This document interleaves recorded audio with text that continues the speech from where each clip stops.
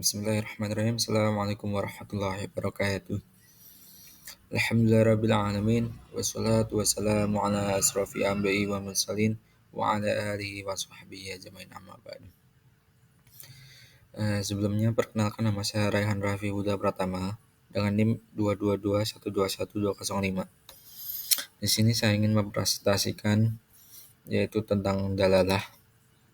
Langsung saja, yaitu pengertian. Secara bahasa, dalalah berasal dari bahasa Arab, yaitu dalalatan, yang merupakan bentuk masdar dari dalala yadullu, yang berarti menunjukkan atau penunjukan. Sedangkan secara istilah, dalalah adalah penunjukan suatu lafal, nas atau teks kepada pengertian yang mudah dipahami, sehingga dengan pengertian tersebut dapat diketahui ketentuan yang dikandung oleh dalil nas atau teks tersebut. Selanjutnya yaitu macam-macam dalalah. Nah, dalalah sendiri dibagi menjadi dua macam, yaitu dalalah wadihah dan dalalah ghairu wadihah. Nah, dalalah wadihah sendiri ini dibagi menjadi 4 macam. Yang pertama yaitu zahir, yang kedua itu nas, yang ketiga itu mufassar, yang keempat itu muhkam. Langsung saja, yang pertama yaitu zahir. Zahir adalah lafaz yang bisa dipahami maknanya secara langsung, atau lafaz tersebut sudah jelas maknanya. Contohnya dalam firman Allah dalam Quran surat Al-Baqarah 275. A'udzubillahi minasyaitonir rajim. Bismillahirrahmanirrahim. Wa ahalallahu bai'a wa haramma riba. Dan Allah telah menghalalkan jual beli dan mengharamkan riba. Nah, ayat ini secara zahir menunjukkan pada halalnya jual beli dan haramnya riba. Secara jelas, lafal ini tidak membutuhkan kalimat lain, tidak membutuhkan ayat yang lain. Dan ini sudah jelas, yaitu wa akhalallahu bai'a, dan Allah telah menghalalkan jual beli, wa haramma riba, dan mengharamkan riba. Walaupun pada asalnya tujuan utama dalam ayat ini sebenarnya tentang tidak samanya jual beli dengan riba, yang merupakan bantahan dari kaum Yahudi yang menyamakan jual beli dengan riba. Yang kedua yaitu nas. Nas adalah suatu lafaz yang menunjukkan hukum dengan jelas dan merupakan makna asal dari teks. Dalalah nas mempunyai kemungkinan untuk dapat ditaksis, dikhususkan, ditakwil, dan dinaks atau dihapus dan atau dibatalkan. Contohnya dalam firman Allah Quran surat Al-Baqarah 275, sama seperti zahir tadi, wa akhallallahu bai'a wa haramma riba, dan Allah telah menghalalkan jual beli dan mengharamkan riba. Secara zahir, ayat itu menunjukkan pada halalnya jual beli dan haramnya riba. Tetapi makna ini bukan maksud utama dari ayat tersebut. Maksud utama dari ayat itu menegaskan bahwa jual beli dan riba itu berbeda, tidak sama.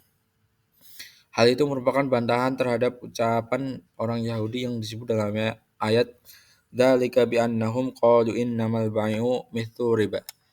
Yang artinya yang demikian itu karena mereka berkata bahwa jual beli sama dengan riba. Quran surat Al-Baqarah ayat 275. Nah, ayat ini sebenarnya adalah ayat wa halallahu bai'a wa harama riba ini sebenarnya adalah bantahan dari ayat ini. Dzalika bi annahum qalu innama bai'u mithla riba.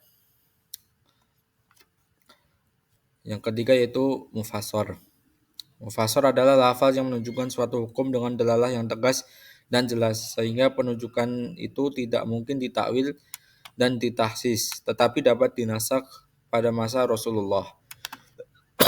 Contohnya dalam firman Allah Quran surat An-Nur ayat 2, az-zaniyatu waz-zani wajlidu kulla wahidim minhuma mi'ata jaldah. Pezina perempuan dan pezina laki-laki deralah masing-masing dari keduanya 100 kali. Quran surat An-Nur ayat 2. Kata mi'ah yang berarti 100 tidak bisa diartikan jumlah lain. Tidak bisa dikatakan 100 itu 10 dan tidak bisa dikatakan 100 itu 1000. Maka kata mi'ah ini 100 ya tetap 100. Hukum mufassar adalah wajib mengamalkannya sesuai dengan lafaznya. Yang keempat yaitu muhkam.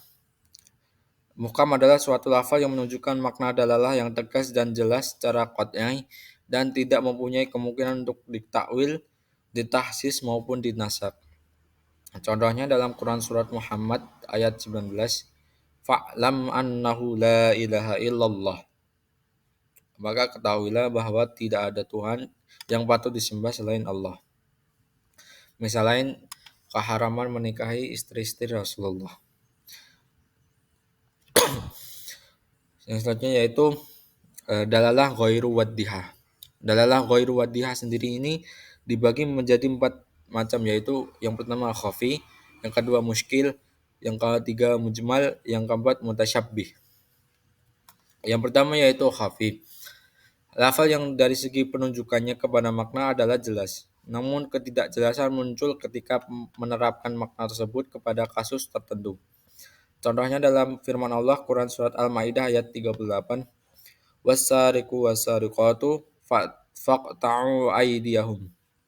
Adapun orang laki-laki maupun perempuan yang mencuri, potonglah tangan keduanya.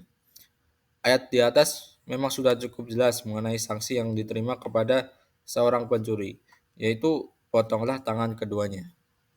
Namun akan timbul ketidakjelasan jika penerapan ayat tersebut pada kasus yang lain, misalkan pencopet atau penjamret. Nah, pencopet penjamret ini apakah ini termasuk dalam asariku atau ini? Yang kedua yaitu muskil. Muskil adalah suatu lafal yang dari penunjukan maknanya terdapat ketidakjelasan sehingga muncul beberapa perbedaan pendapat dalam memahami lafaz tersebut.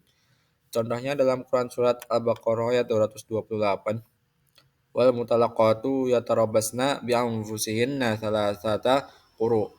Dan para istri yang diceraikan wajib menahan diri mereka menunggu 3 kali quru. Quran surat Al-Baqarah ayat 228. Nah, kata quru ini menunjukkan maknanya terdapat ketidakjelasan, sehingga muncul beberapa perbedaan pendapat dalam memahami lafaz tersebut. Contohnya yaitu menurut ulama Hanafiyah, quru diartikan sebagai masa haid. Sedangkan menurut ulama Syafi'iyah, quru diartikan sebagai masa suci. Yang ketiga yaitu mujmal. Mujmal adalah suatu lafaz yang mengandung makna secara global di mana kejelasan maksud dan rinciannya tidak dapat diketahui jika hanya dengan lafaz itu sendiri. Kejelasan tersebut hanya dapat dijelaskan dari sunnah-sunnah yang diajarkan oleh Nabi Muhammad SAW. Contohnya yaitu dalam firman Allah Quran surah Al-Baqarah ayat 43, wa aqimus salata wa atuz zakah. Dan laksanakanlah salat, tunaikanlah zakat. Nah, makna wa aqimus shalah ini memiliki makna yaitu maksud dan rinciannya artinya secara global, dan laksanakanlah sholat. Nah, dalam wa aqimus shalah ini tidak dijelaskan bagaimana tata cara tentang sholat, mulai dari takbiratul ihram sampai salam. Jadi di ayat ini tidak dijelaskan. Yang terakhir yaitu mutasyabbih. Suatu lafal yang menunjukkan kejelasan maknanya dan tidak ada pula dalil yang menjelaskannya. Contohnya Alif Lam Mim pada surat Al-Baqarah, Yasin pada surat Yasin, Alif Lam Mim Shad pada surat Al-A'raf. Demikian presentasi yang bisa saya sampaikan. Apabila ada kekurangan kata ataupun pengucapan saya mohon maaf yang sebesar-besarnya. Nun wal qalami wa ma yusturun billahi fisabilil haq fastabil khairat. Wassalamualaikum warahmatullahi wabarakatuh.